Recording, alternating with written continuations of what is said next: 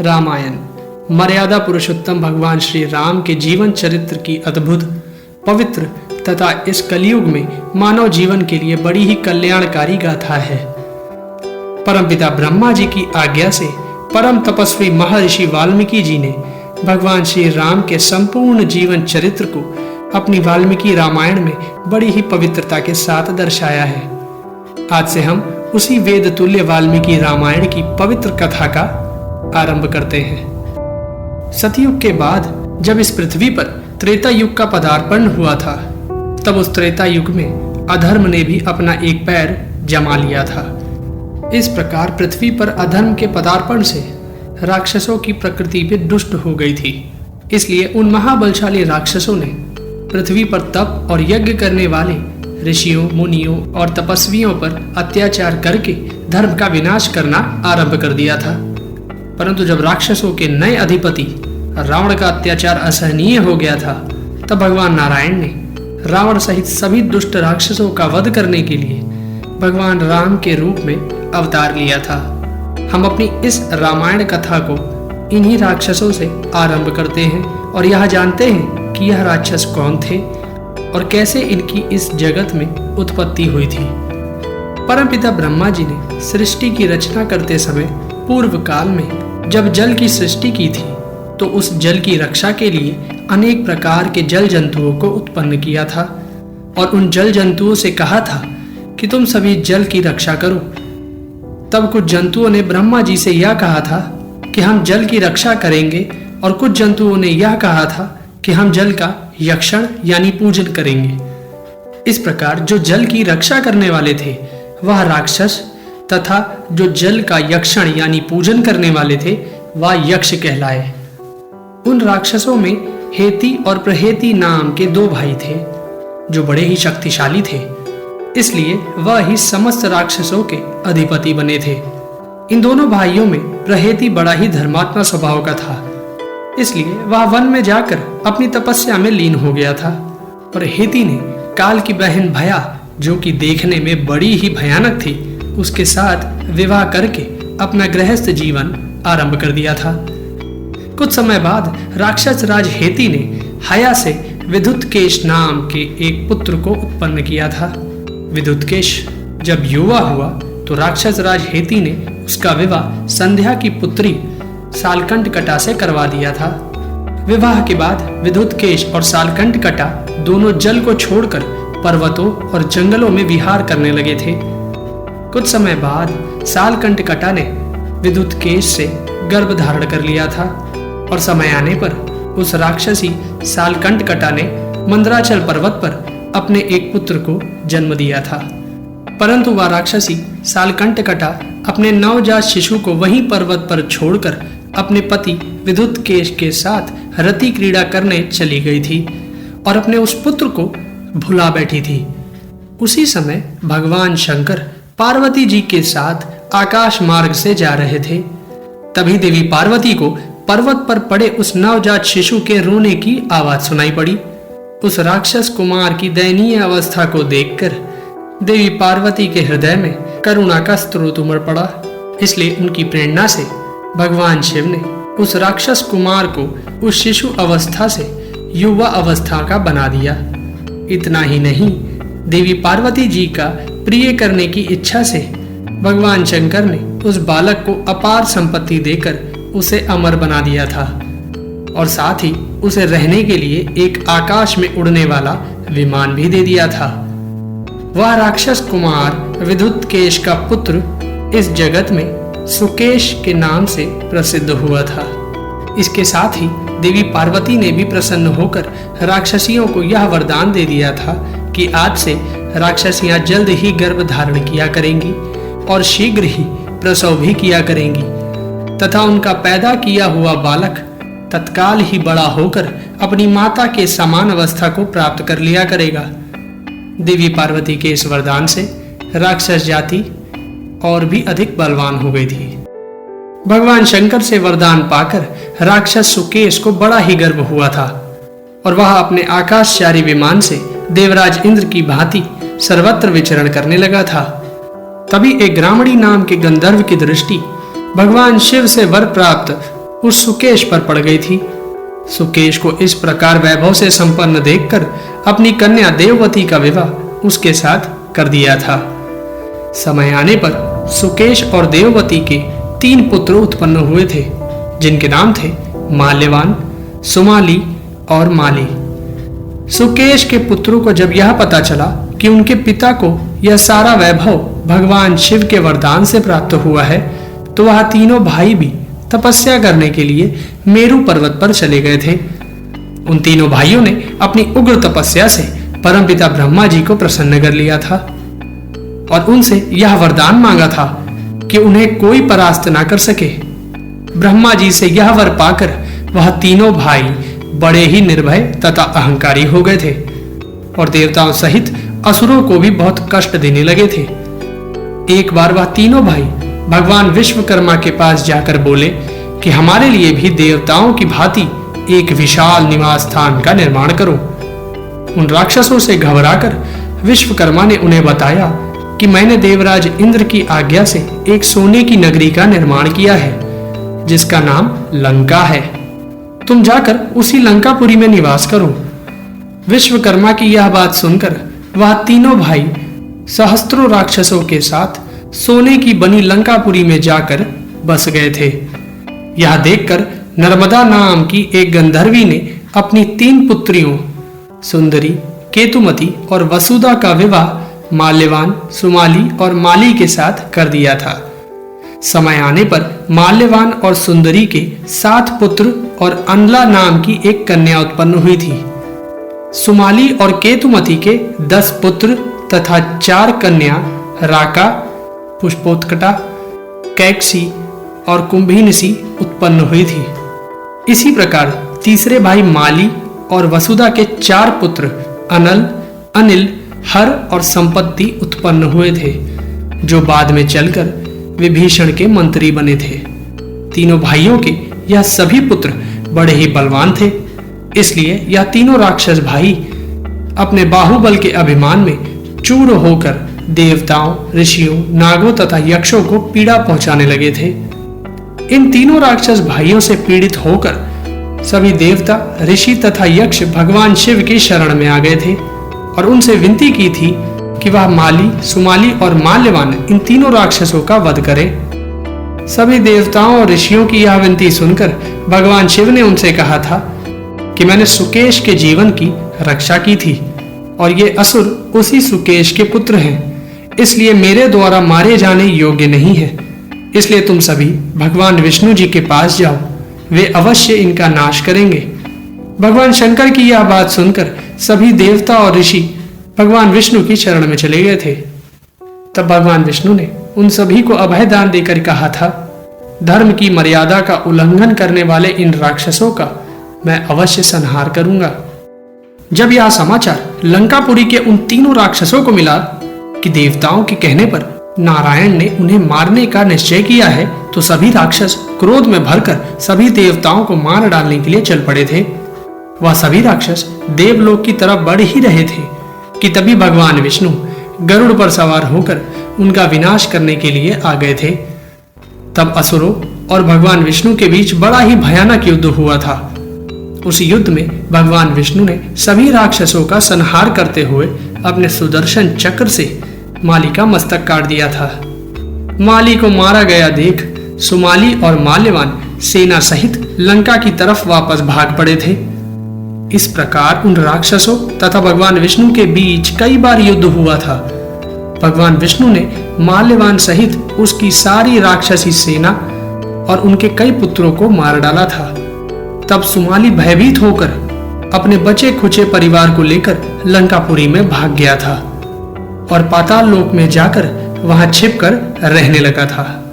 लंकापुरी के सभी दुष्ट राक्षसों के भाग जाने के बाद धनाध्यक्ष कुबेर ने लंकापुरी को अपना निवास स्थान बना लिया था। बहुत समय के बाद भयभीत राक्षस सुमाली पाताल लोक से बाहर निकला तो लंकापुरी में कुबेर का निवास देखकर सोच में पड़ गया था। बहुत सोचने के बाद सुमाली ने पहले कुबेर के बारे में सब कुछ पता किया। उसके बाद पाताल लोक में वापस आकर अपनी पुत्री कैकसी को समझाते हुए उससे यह कहा था कि लंकापुरी में निवास करने वाले महातेजस्वी कुबेर महर्षि पुलत्स्य के बड़े ही तेजस्वी पुत्र महर्षि विश्रवा के पुत्र हैं। इसलिए तुम स्वयं जाकर महर्षि विश्रवा को ही अपने पति के रूप में वर्ण कर लो और उन्हीं के साथ रहकर उनकी सेवा करो।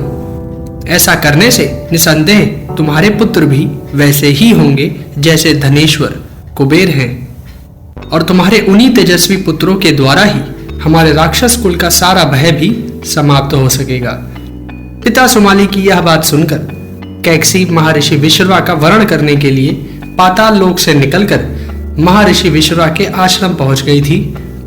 जिस समय कैकसी महर्षि विश्रवा के पास पहुंची थी उस समय वह संध्या के समय अग्निहोत्र कर रहे थे, इसलिए कैकसी उनके पास ही सर झुकाकर खड़ी हो गई थी। अग्निहोत्र समाप्त होने के बाद महर्षि विश्रवा ने कैकसी को देखकर उससे पूछा था कि तुम किसकी कन्या हो और किस कार्य के लिए मेरे पास आई हो। तब कैकसी ने हाथ जोड़कर उनसे यह कहा था कि मेरा नाम कैकसी है, मैं अपने पिता राक्षस राज सुमाली की आज्ञा से आपके पास आई हूं। मैं किस कारण से आपके पास आई हूं, मेरे उस मनोभाव को आप स्वयं ही अपने तपोबल से जान लीजिए, क्योंकि मुझे अपने मुख से अपने मनोभाव को प्रकट करने में लज्जा आ रही है। कैकसी की यह बात सुनकर महर्षि विश्रवा ने थोड़ी देर तक ध्यान लगाया था और फिर कैकसी के मनोभाव को अपने तपोबल से जानकर कैकसी से यह कहा था कि तुम मुझसे पुत्र प्राप्त करने के लिए मेरे पास आई हो। ठीक है, मैं तुम्हारी यह इच्छा अवश्य पूरी कर दूंगा, परंतु उससे पहले तुम यह जान लो कि तुम जिस दारुण वेला में इस इच्छा को लेकर मेरे पास आई हो, उस दारुण वेला के कारण तुम्हारे पुत्र क्रूर स्वभाव वाले और शरीर से भी भयंकर होंगे। तुम क्रूरतापूर्ण कर्म करने वाले राक्षस पुत्रों को ही जन्म दोगी। महर्षि विश्रवा की यह बात सुनकर कैकसी दुखी होकर उनके चरणों में गिर पड़ी थी और उनसे विनती करती हुई यह बोली थी कि भगवान, आप ब्रह्मवादी महात्मा हैं, मैं आपसे ऐसे दुराचारी पुत्रों को पाने की अभिलाषा नहीं रखती हूँ, अतः आप मुझ पर कृपा कीजिए। कैकसी की यह विनती सुनकर महर्षि विश्रवा ने कैकसी को धीरज बंधाते हुए तब यह कहा था कि तुम्हारा सबसे छोटा पुत्र मेरे वंश के अनुरूप धर्मात्मा होगा, लेकिन तुम्हारी और सभी संतानें राक्षस ही उत्पन्न होंगी। इसके बाद कैकसी ने महर्षि विश्रवा को अपने पति के रूप में वर्ण करके उनकी सेवा में रहने लगी थी। कुछ काल के बाद कैकसी ने एक अत्यंत भयानक और क्रूर स्वभाव वाले एक राक्षस पुत्र को जन्म दिया था, जिसके 10 मस्तक 20 भुजाएं थी तथा वह कोयले के पहाड़ जैसा काला था। कैकसी के उस राक्षस पुत्र के पैदा होते ही धरती कांप उठी थी और सभी सरिताओं का स्वामी समुद्र भी विशुद्ध हो उठा था। महर्षि विश्रवा ने अपने उस 10 मस्तक वाले पुत्र का नाम दशग्रीव रखा था। दशग्रीव के जन्म के कुछ वर्षों बाद कैकसी ने अपने दूसरे राक्षस पुत्र को जन्म दिया था। कैकसी का यह पुत्र बड़े ही विशालकाय शरीर वाला था। उसके शरीर से बड़ा शरीर इस जगत में किसी दूसरे का नहीं था। वह इस जगत में कुंभकर्ण के नाम से प्रसिद्ध हुआ था। कुंभकर्ण के जन्म के बाद कैकसी ने अपने गर्भ से एक राक्षसी पुत्री को जन्म दिया था, जो बड़ी ही विकराल मुख वाली थी। इसलिए कैकसी की यह पुत्री शूर्पणखा के नाम से प्रसिद्ध हुई थी। शूर्पणखा के जन्म के कुछ समय बाद कैकसी ने अपनी अंतिम संतान के रूप में महात्मा विभीषण को जन्म दिया था। कैकसी के उस पुत्र विभीषण का जन्म होने पर आसमान से फूलों की वर्षा होने लगी थी। इसलिए कैकसी अपने उस महात्मा पुत्र के जन्म होने पर खुद को धन्य समझने लगी थी। कैकसी की वह चारों संतानें महर्षि विश्रवा के आश्रम में ही पलने और बढ़ने लगी थीं। एक दिन जब कुबेर अपने पुष्पक विमान पर बैठकर अपने पिता महर्षि विश्रवा से मिलने के लिए उनके आश्रम में आया था, तो कैकसी ने अपने पुत्र दशग्रीव से यह कहा था कि बेटा, तुम्हारा भाई कुबेर कितना तेजस्वी जान पड़ता है, इसलिए तुम भी कोई ऐसा यत्न करो जिससे तुम कुबेर की तरह तेजस्वी और वैभव संपन्न हो जाओ। माता की यह बात सुनकर दशग्रीव ने उनके सामने यह प्रतिज्ञा कर ली थी कि मैं अपने भाई कुबेर से भी बढ़कर वैभवशाली और तेजस्वी बनूंगा। ऐसी प्रतिज्ञा करने के बाद दशग्रीव अपने दोनों भाइयों के साथ तपस्या करने के लिए गोकर्ण के पवित्र आश्रम में चला आया था। तब दशग्रीव सहित तीनों भाइयों ने पृथक पृथक धर्म विधि से 10,000 वर्षों तक तपस्या की थी, जिसमें दशग्रीव अपनी 1,000 वर्ष की तपस्या पूर्ण होने के बाद अपना एक सर काटकर अग्नि में उसकी आहुति दे देता था। इस प्रकार जब दशग्रीव की तपस्या के 10,000 वर्ष पूरे हुए तो वह अपना 10वां यानी आखिरी सर काटकर उसकी आहुति अग्नि में देने जा रहा था, परंतु तभी परमपिता ब्रह्मा जी सभी देवताओं के साथ दशग्रीव के पास पहुंच गए थे और दशग्रीव से कहा था कि मैं तुम्हारी तपस्या से बहुत प्रसन्न हूं, इसलिए तुम अपना मनचाहा वर मुझसे मांग लो। परमपिता की यह बात सुनकर दशग्रीव ने उनसे अपने अमर होने का वरदान मांगा था, परंतु परमपिता ब्रह्मा जी ने उसे अमरत्व का वर देने से मना कर दिया था। तब दशग्रीव ने परमपिता ब्रह्मा जी से यह वर मांगा था कि उसे गरुड़, नाग, यक्ष, दैत्य, दानव और देवता कोई भी ना मार सके। परमपिता ब्रह्मा जी ने दशग्रीव को यह वरदान देते हुए साथ में यह भी वर प्रदान किया था कि उसने अपने जिन सरों की आहुति अग्नि में दी है वह वापस प्रकट हो जाएंगे। इसके सिवा दशग्रीव को यह वर भी दिया था कि वह अपने मन से जब चाहे जैसा भी रूप धारण कर सकेगा। दशग्रीव के बाद परमपिता ने विभीषण से यह कहा था कि तुम्हारी बुद्धि सदा ही धर्म में लगी रहती है, इसलिए मैं तुम्हारे तप से बहुत प्रसन्न हूं। तुम भी मुझसे अपना मन चाहा वर मांग लो। परमपिता ब्रह्मा जी की बात सुनकर विभीषण ने कहा था कि भगवान, आप मुझ पर प्रसन्न हैं तो मुझे कुछ भी पाना शेष नहीं रह गया है। यदि आप मुझे वर देना चाहते हैं तो यह वर दीजिए कि बड़ी से बड़ी आपत्ति पड़ने पर भी मेरी बुद्धि धर्म से विचलित ना हो और मुझे बिना सीखे ही ब्रह्मास्त्र का ज्ञान हो जाए। विभीषण की बात सुनकर ब्रह्मा जी बहुत प्रसन्न हुए थे और उन्होंने विभीषण को उसका मनचाहा वर देने के साथ उसे अमृत भी प्रदान कर दिया था। विभीषण को वर देने के बाद परमपिता ब्रह्मा जी कुंभकर्ण को वर देने जा रहे थे तो सभी देवताओं ने ब्रह्मा जी से हाथ जोड़कर यह विनती की थी कि आप कुंभकर्ण को कोई ऐसा वरदान मत दे दीजिएगा, क्योंकि यह दुर्बुद्धि निशाचर नंदनवन की 7 अप्सराओं, देवराज के 10 अनुचरों तथा पृथ्वी के बहुत से ऋषियों और मुनियों को मारकर खा गया है। इसे यदि कोई शक्तिशाली वर प्राप्त हो गया तो यह आपकी समस्त सृष्टि का विनाश कर डालेगा, इसलिए इसे आप वर के स्थान पर मोह प्रदान कीजिए। देवताओं की यह बात सुनकर परमपिता ब्रह्मा जी ने तब देवी सरस्वती का स्मरण किया था।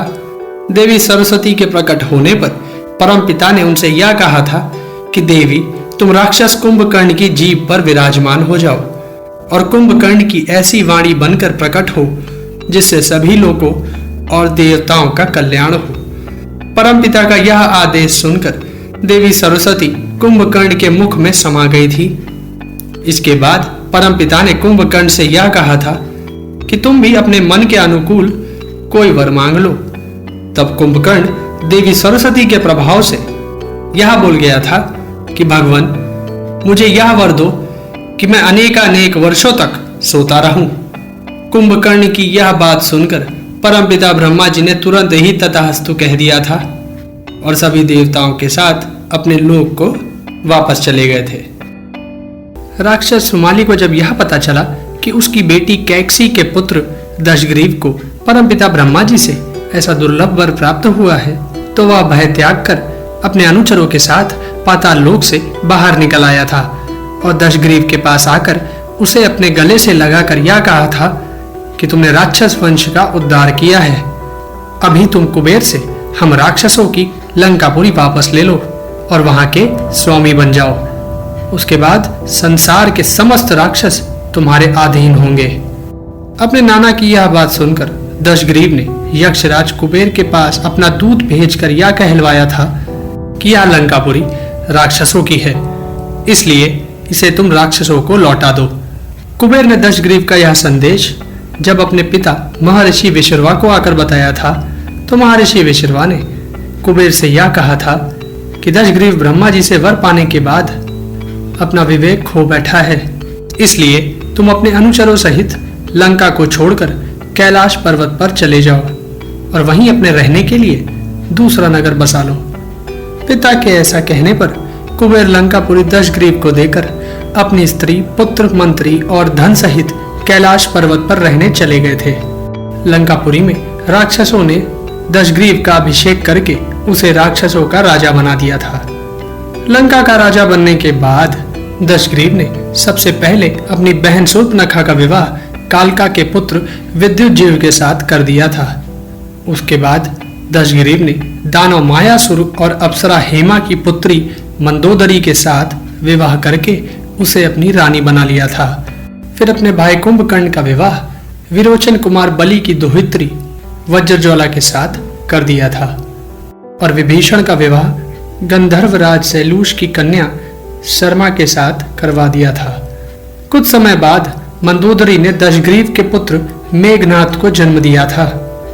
मेघनाथ ने पैदा होते ही रोते रोते मेघ के समान गंभीर नाद किया था। इस कारण दशग्रीव ने स्वयं ही अपने उस पुत्र का नाम मेघनाथ रख दिया था। इसके कुछ समय बाद ही परमपिता के वरदान के प्रभाव से कुंभकर्ण को निद्रा ने घेर लिया था और वह सदा के लिए सो गया था।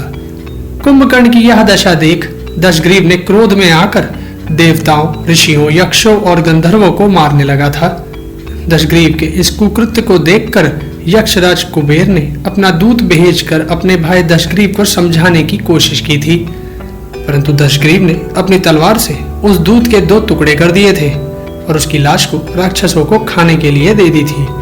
इसके बाद दशग्रीव अपनी सेना लेकर तीनों लोगों को जीतने के लिए निकल पड़ा था। दशग्रीव ने सबसे पहला युद्ध अपने भाई कुबेर के साथ ही लड़ा था। दशग्रीव ने कुबेर को हराकर उसका पुष्पक विमान भी छीन लिया था और अपने मंत्रियों और सेना सहित उस विमान से आगे बढ़ चला था, परंतु रास्ते में चलते चलते अचानक पुष्पक विमान रुक गया था। दशग्रीव विमान के रुकने का कारण पता कर रहा था कि तभी भगवान शंकर के पार्षद नंदी उसके पास आए और बोले, यहाँ से सभी का आना जाना बंद है क्योंकि इस पर्वत पर भगवान शंकर जी क्रीड़ा कर रहे हैं, इसलिए तुम जहां से आए हो वहां वापस चले जाओ। नंदी की यह बात सुनकर दशग्रीव बड़े ही क्रोध में आकर बोला था कि कौन है ये शंकर जिसने लंकापति के विमान की गति रोक दी है, मैं इस पर्वत को ही उखाड़कर फेंक दूंगा। या कहकर दशग्रीव अपनी 20 भुजाओं से उस पर्वत को पकड़कर उखाड़ने लगा था। पर्वत के हिलने से भगवान शिव के सभी गण भय से कांप उठे थे और देवी पार्वती भी विचलित होकर भगवान शिव से लिपट गई थी।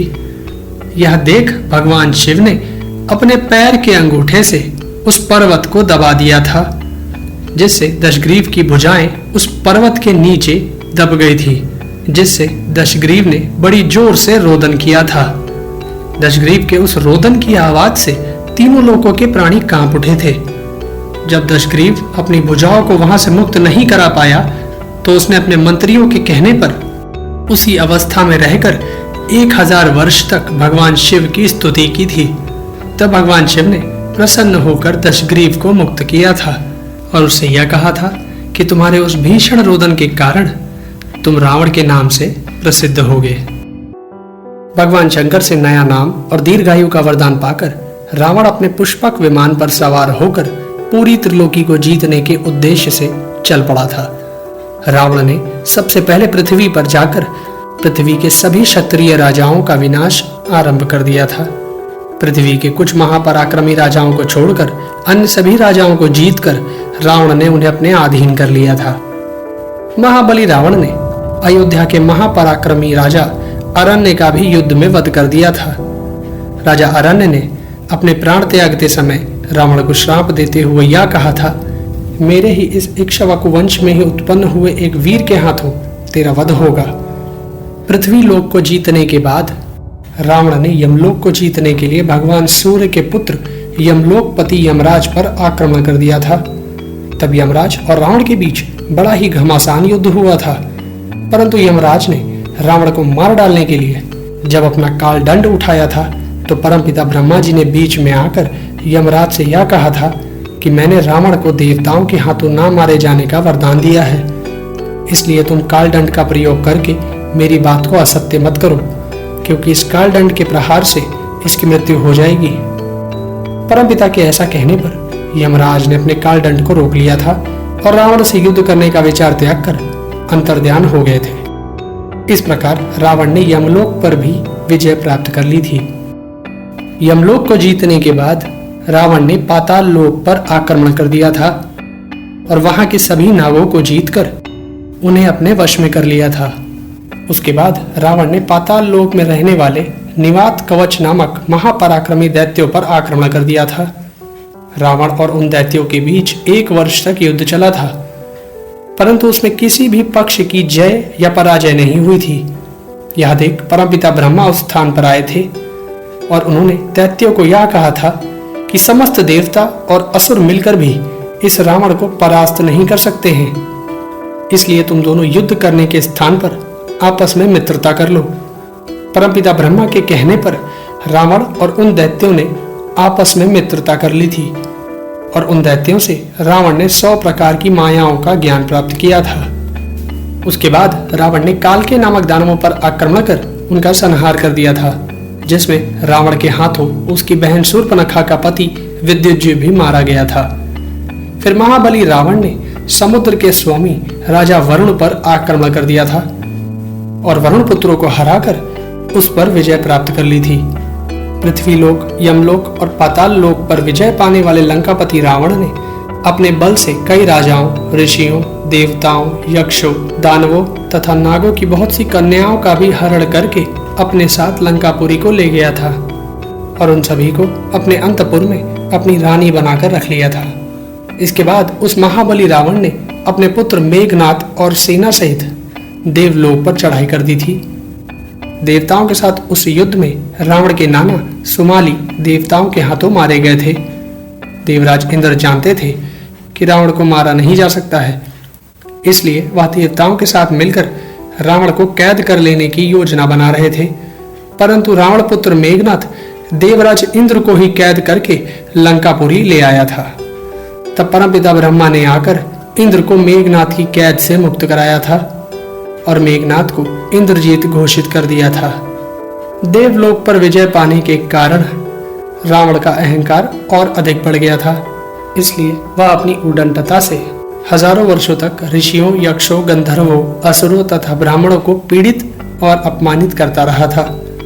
रावण से इस प्रकार त्रस्त होकर देवता, सिद्ध, गंधर्व और महर्षिगण सभी परमपिता ब्रह्मा जी के पास रावण से मुक्ति प्रदान करने की याचना करने पहुंच गए थे।